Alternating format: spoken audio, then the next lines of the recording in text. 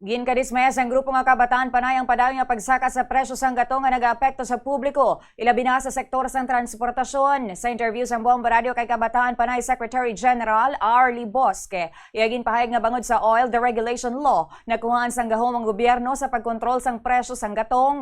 Bangod diri madamo nga mga driver nagapanghakroy sa subong nga sitwasyon bangod sa kabudlayan nga ila na eksperyensyahan. Suno kay Bosque, hindi dapat pagkabigon nga normal lang ang sitwasyon nga nagakatabo subong sa Pilipinas. Pahayag niya na budlayan na gid ang mga ordinaryo nga Pilipino, ilabi na ang mga driver sa pagpangita sang kwarta nga ila magamit sa matag-adlaw nga pagpangabuhi. Nagapanawagan man ini sa Malacañang hatagan sang solusyon ang problema. Kag suno pa sa iya dapat man sukton si President Ferdinand Marcos Jr. sa mga nagakatabo nga hindi insakto diri sa pungsod. Nagaplano man ang mga ini upod ang pila ka progresibo nga grupo o kon progresibo nga grupo sang hublag protesta kag transport strike sa Marso 26. Ukon buwas na ilang adlaw, upod ang panawagan sa pagbasura sang oil deregulation law.